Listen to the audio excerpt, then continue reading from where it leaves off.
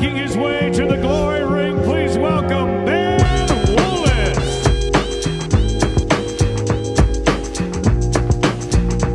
I'm going to go through some of the questions that came through on Instagram and have a little look at those and answer them. One of the first questions was, I'm 20 years old, I feel stuck trying to reach big goals. Any advice? Man. So, like, the first bit of advice on that is people say that in your 20s is a great time to just kind of enjoy yourself and not have to worry about anything, which, yeah, there's definitely going to be times to enjoy yourself, but I feel like it's a great time to start when you've got loads of energy. Start putting in the work for your future self. So start working on skills that can transfer into all walks of life as you grow older. Yeah, your future self will definitely thank you as you're putting in the work early. Now, if you feel lost, the easiest thing to do is to focus small. Start to focus on those small habits. Don't get me wrong, have a main focus, have a big goal, but start with small little steps every day. So think about winning your mornings. Wake up, make your bed, go for a walk, get exercise, get sunlight, listen to a book. Start to win your mornings, you start to win your days. You start to win your days, you start to win your weeks. Then, with your weeks, you start to win years. And eventually you start to look back and you can see how far that you've come just by making small little changes in the mornings. And that's going to be the easiest way to achieve big goals, is to focus on the small things. People say things like, don't sweat the small stuff, but I think the opposite. I think whatever you do with the small things is what you do with the big things. If you can get the small things right, the big things will take care of themselves. The small things are basically your habits and disciplines. If you wake up every morning and you make your bed, everything's tidy, you make sure that you get out and you exercise and you drink water, and all of these little things are just building discipline day by day. Putting one foot in front of the other. Doing things that you know that need to be done regardless of how you feel. If you can build motions like that, that's just going to transfer into the big things. So sweat the small things, take care of the little things, and the big things will take care of themselves. And just stay on focus with that. Win your mornings, then you'll win your days, you win your weeks, and that's how you win your years. Next, what is the difference between fight camp and normal training? For me, I mean, I'm in the gym 52 weeks of the year because, man, that's just the way that I always have been for 15 years and kind of see how I always will be. I can't see me coming out of that frame of mind. I mean, I know a lot of people kind of go into fight camps. They spend half of their camp getting into shape.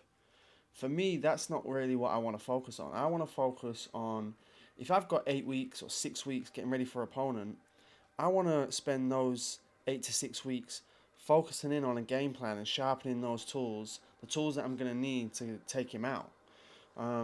I don't want to spend half my camp getting ready in physical shape just so I can use the tools enough for the duration of the rounds, you know? Like, I want to be honing in on how to get this guy out of there, like, and focus on that. And yeah, like I say, sharpen the skills that I'm going to need when the time comes to fight. For me, it's more of like a focus shift, so I get to switch my focus into a specific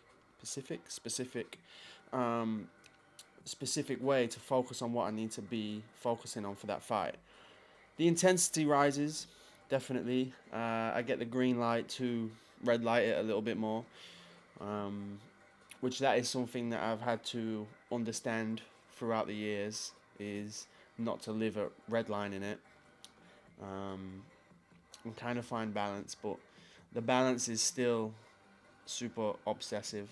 I'm still very much at it every single day. I'm just kind of learning the intensity gauge. So the hours are still there, but the intensity gauge kind of starts to change as camp starts and things like that. I'm doing 5 sessions a week. How many strength and conditioning sessions do you recommend on the side?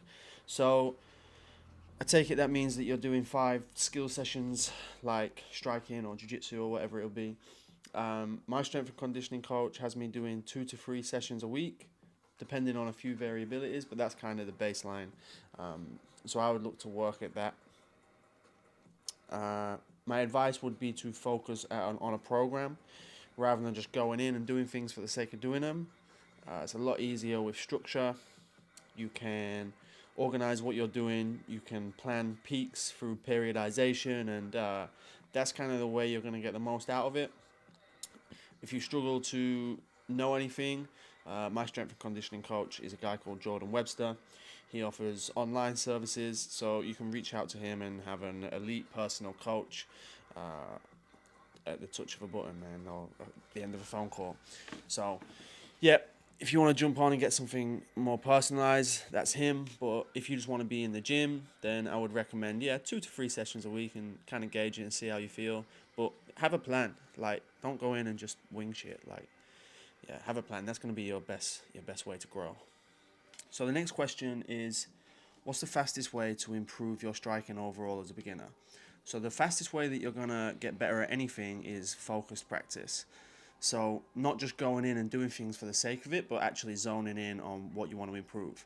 So for the sake of context, let's say you want to improve your jab. The quickest way that you're going to see growth is you go in and you zone in on just throwing that jab. So you'll get your repetitions in on that. Before you go in, you understand the teaching points and stuff that you want to go over. While you're going through the repetitions, you film the session, you understand what it is that you need to be focusing on, the things that you need to avoid.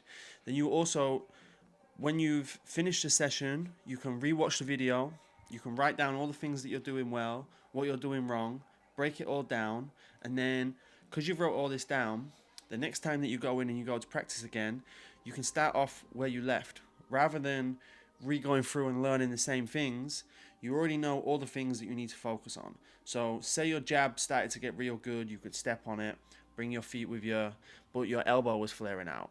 So instead of restarting again, you can go straight back into the session, focusing on that singular point. Now the path of growth becomes a lot easier because you understand all the steps that are necessary to get to where you want to go. So that's going to be your fastest way of learning. An ideal resource for you is the Academy. So we have set out journals that you can use to understand all these bullet points when you go into a session, and there's hundreds of videos that you can refer back to make sure that the techniques that you're drilling are correct. Next one,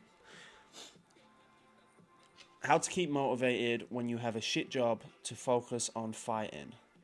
Okay, so first things first is we need to change the mindset of that. Everybody works shit jobs.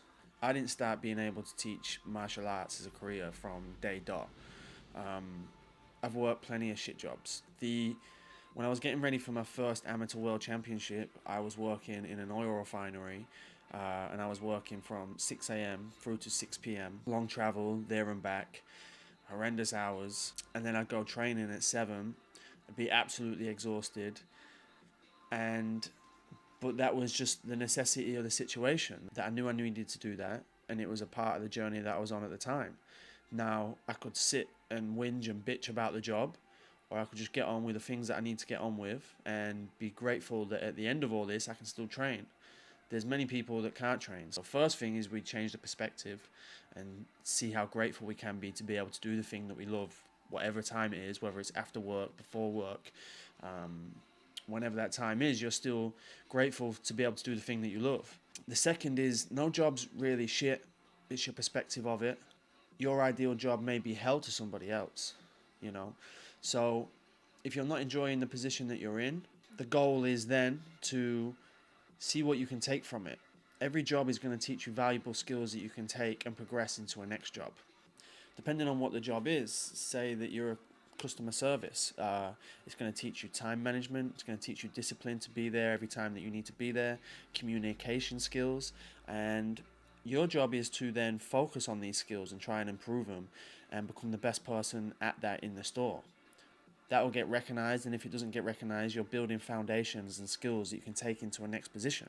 So regardless if you enjoy this position or not, you're leveling up. You're using this time wisely. So rather than feeling like, this is a terrible job, I can't catch a break, I need to do this, man, you got to stop with all that shit. And you've got to take personal accountability to take the steps to go where you want to go, because the only person that can change that is you. And there's going to be steps that you know that you need to take in order to get to the next level. So you just have to buckle down and start getting on with them. Obviously, there's a necessity where we've all got to work and earn a means to live by. But as I say, regardless of the position that we're having to work in, there's always going to be areas that we can improve and start to look for the next step. So my advice on that is a perspective change and a mindset change, and yeah, focus on understanding the situation that you're in. Know that you are not tied down to that situation, and there's always going to be options for growth. But yeah, they're the main questions that I've gone over for the Instagram feed. But yeah, I appreciate you guys watching the video. If you like the video, then subscribe, helps a lot. If you didn't like the video, I still love you the same, don't worry. But yeah, appreciate you watching. Catch you on the next one.